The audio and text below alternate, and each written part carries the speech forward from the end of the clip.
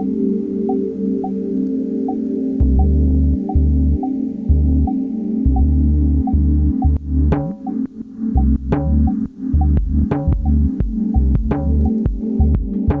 are sort of three main things that I want to focus on, and HPR has done a lot of reporting about other aspects of this, and I think that it's good to kind of go into these specific things because a lot of times we hear people talk about campaign finance reform, and it's a really important part of making sure that our democracy is functioning the way it's supposed to. I'm going to focus on these three bills. The first one I want to talk about is SB 156. It was a bill designed to change and alter the disclosure requirements for a limited liability company, or LLC. The goal of it was to prevent someone from exceeding a private donation limit by giving money to an LLC that they're a part of. So it allows you to just donate more. And if you're a wealthy person and you really want to make sure that your candidate or your cause gets a fair shake, a lot of coverage, you're going to try and find as many ways as you possibly can to make sure that that money gets there. And that means that once you've hit your own personal limit, an LLC donating to a candidate or a cause is probably going to be a really good way to go. The thing about this is that it's trying to close this LLC loophole. Sununu is going to make an argument here that we're going to see echo throughout his arguments going down the line on the following bills that we're going to keep talking about. And essentially, it's mostly centered around right to free speech, politically protected free speech under the First Amendment, and the right to donate freely. He thinks this is going to have a chilling effect on political speech here in New Hampshire. He's vetoing it simply just on principle because it's going, in his opinion, it will make everything worse for people who are trying to get involved in politics. I just want to sort of take a minute to go over exactly what he said. This bill would require only those limited liability companies that chose to engage in First Amendment protected political speech to disclose the identity, address, and individual shares of the ownership of the LLC. This compelled disclosure would chill the LLCs and their members from exercising their First Amendment rights. Courts have found such chilling of political speech to be unconstitutional. Further, as the first in the nation primary state, we should not be stifling participation in civic discourse. Okay, we'll move on for a minute. We'll talk about the next one. We'll come back to some of this in a little bit. So SB 106 was the next veto that he did, and it was about redefining what a political advocacy organization is, or the entry bar to register as a political advocacy organization. What the senators who are endorsing this bill are trying to do is they're trying to halve the entry level to register as a political advocacy organization from $5,000 to $2,500. It seems like a decent idea. It's going to give us a little bit more visibility on the types of organizations that are going to be trying to get into political discussion. And it's just healthy for us to know who those people are, what those entities are, and what they want to do going down the line, because again, it's going to affect us locally. So the second change seems to be to get rid of a whole slew of murky language that uses words that allow for some open interpretation. Terms like functionally equivalent, words like interpreted. It's really hard using these words because there's not necessarily a commonly accepted definition of what these words mean, and therefore there's a lot of subjectivity in the law. So the proposed change is to take a very, very long sentence and replace it with the words communications that refer to. It seems like a pretty simple distillation, and just kind of updating it for our current times. It's just cleaning it up, making it a little easier to read the law. So that's the second change.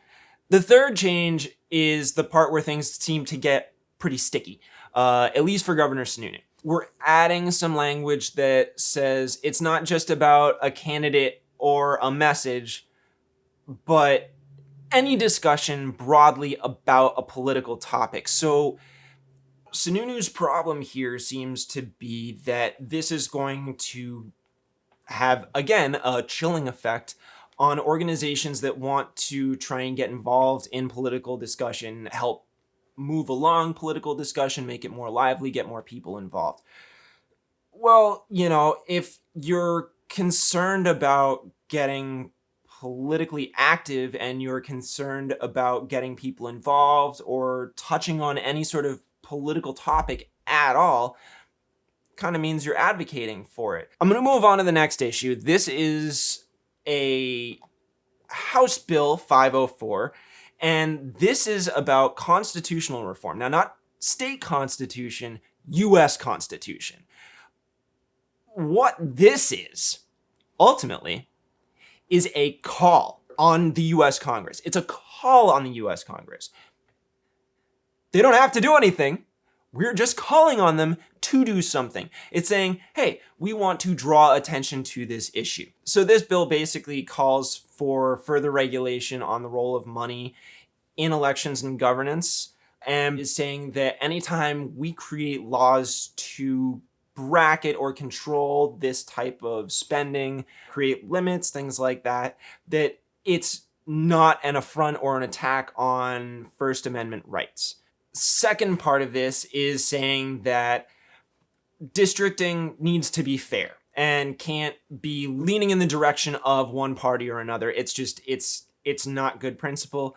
Saying, hey, we want our elections to be fair in the sense that the district I vote in, I don't want someone to have drawn lines that make my vote pointless. So the second section of this, or the second part of this, is basically explaining how we're going to go about doing this call to the U.S. Congress.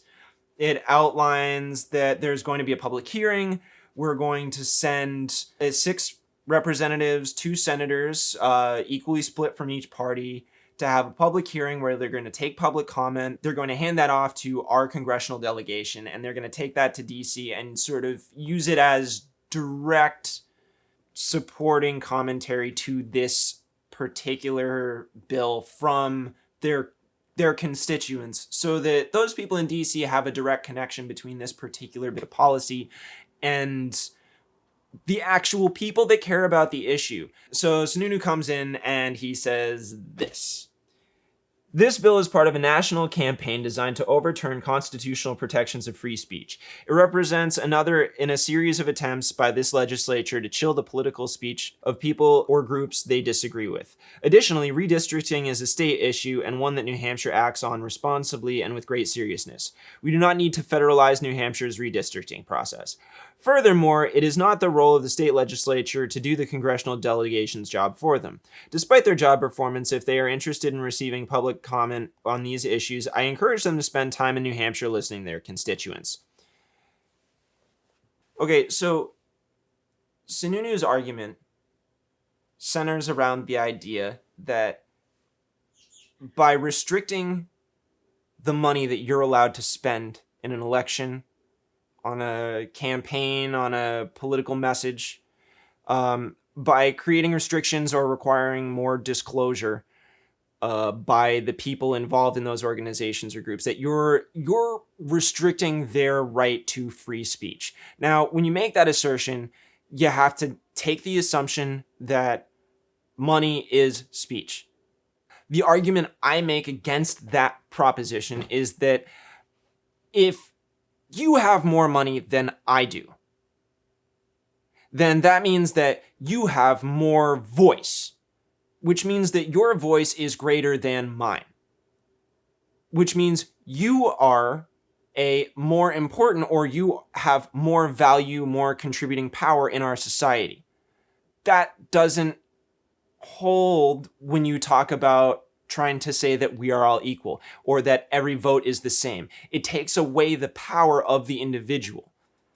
So there's a post on the Institute for Free Speech blog by Brad Smith back in 2017 where he's making a series of comparisons to things like abortion rights or freedom of press.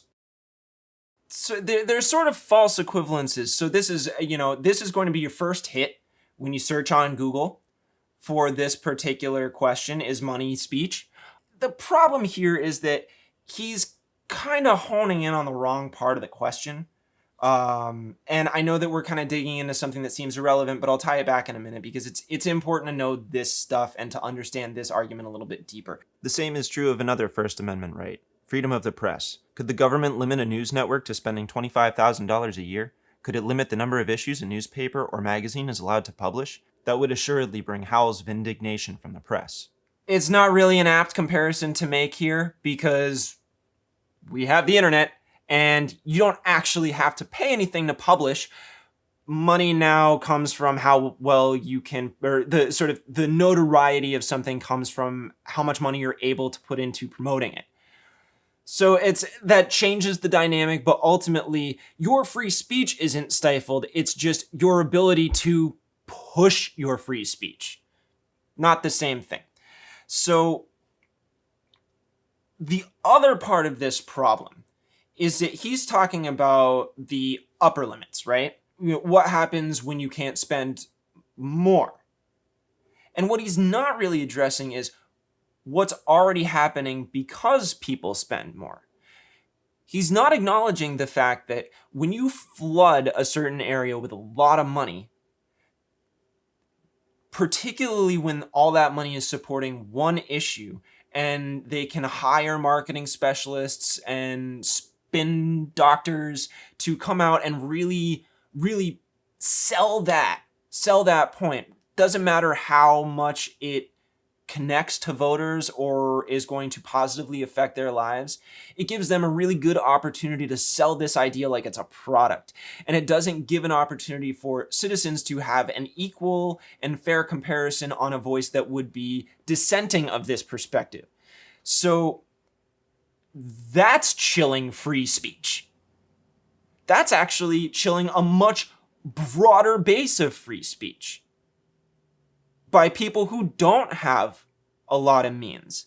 So if this is the top Google argument for why money is speech, then I think we've got a problem. And there's just not the evidence to support this. Now I get to the part of this that has to do with the way the argument is structured. I want to point to an interview with author and professor Ben Burgess, who discusses and very cleanly defines what the logical fallacy of begging the question is, which is something that Sununu is doing in each of these vetoes. One really important fallacy is begging the question. This is the mistaken reasoning we make when we, consciously or otherwise, smuggle the conclusion we're arguing for into the premises we're giving to back up that conclusion. Here's a medium obvious example. Premise 1, abortion is murder. Premise 2, murder is wrong. Conclusion, abortion is wrong. That's a valid argument. The conclusion follows from the premises. But it's a terrible argument. It doesn't give anyone who doesn't start out agreeing with the conclusion any new reason to agree with it. Since the concept of wrongness is baked into the concept of murder, that's why we don't talk about murder in the self-defense or justifiable murder. The first premise illegitimately assumes the whole point in dispute between the two sides. I want to sort of take that and apply it to the Sununu argument here by trying to create laws to equalize campaign spending, that we're actually making an affront on the First Amendment. But you can't really make that claim if you don't make the assumption that money is free speech first. So if you don't have that assumption, then his entire argument for vetoing all three of these bills doesn't hold up. Now, there's a lot of evidence to suggest that this is just a patently improper read of the definition of free speech. And I've had conversations with conservatives and libertarians who will even tell you that they don't really see this as a fair way to deal with things. So he basically is trying to use a lot of rhetoric, words like a chilling effect, to sort of rein in and create a sense of fear around this idea that the government is going to come in and try and tread on your rights. It's a really consistently used libertarian talking point. It tends to just sort of be a good, one-liner to get people riled up and not really think past it that much. But when you're really going to drill down, his entire logic just doesn't hold up. And in a lot of ways, it's very anti-democracy. It's undermining the voices of the classes that the state relies on the most at this point, the people we're trying to attract, workers, people of middle to low income families, it's alienating exactly the people that we need in order to survive and sustain ourselves as a state. The LLC loophole, Sununu's clearly benefiting from it. Why else would you be against closing a loophole? If you go and look up campaign spending, if you go and look up who's received what online, you'll notice that Democrats and Republicans alike throughout the state have received this kind of money through LLCs. Even candidates that might seem utterly progressive and totally, just anti-establishment still take money this way. Part of the reason that's the case is that it's the system we've been given and it's what we have to work with. We don't really have a choice, and if you want to win these days, you're going to have to sort of get involved with getting that funding. He's benefiting from the murkiness. He's benefiting from the low limits. And the same sort of goes for SB 106 when you have a look at it. The only way it's going to stifle the voice of one of these groups is if they're concerned that getting involved in a political discussion is going to negatively affect their identity or their brand or whatever. And if that's the case, then why are you getting involved in the first place? It doesn't make sense. And ultimately means you probably have something to hide. HB 504 is a broad call out on his definition of freedom of speech.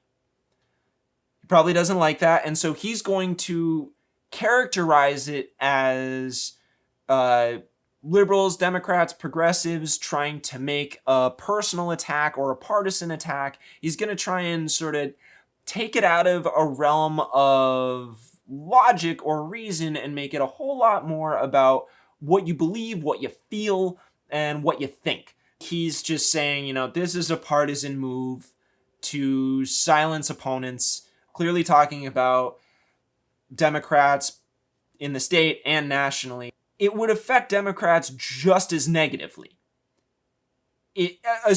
Corporate Democrats, any Democrat that is taking that same money. And you could look at a more centrist candidate and you'd probably see that they don't really want this either. In order to make the most informed decisions about what we're doing, we need to be able to make our laws based off of certain realities of our world. And we need to be able to assess the inequity of a billionaire being able to start as many LLCs as they want and create as many single $1,000 contributions as they want, and ultimately adding up to tens of thousands of dollars that they are just handing to candidates. It's shady. And it's important for us to remember that this isn't just something that you're going to hear national politicians talk about. This is something that affects us in our towns. Okay? This is something that affects how much you feel like you have a voice in a local election. If you've ever felt like your vote doesn't matter, it's probably because of something a lot like this. And if you're coming at it, I don't really care what party you're coming from. Please assess it in a broad sense of, is this person looking out for me? Is this person looking out for my community, for my family, for my friends? Is this person going to help me keep my home? Is this person interested in long-term prosperity for our people here in this state? And I think the conclusion that I got to reach when I look at all of this information is Chris Sununu is really only interested in making sure he gets to keep his power and to make sure that his friends can stay as hidden as they'd like to when they're getting involved in political discussion or political commentary or trying to influence anything.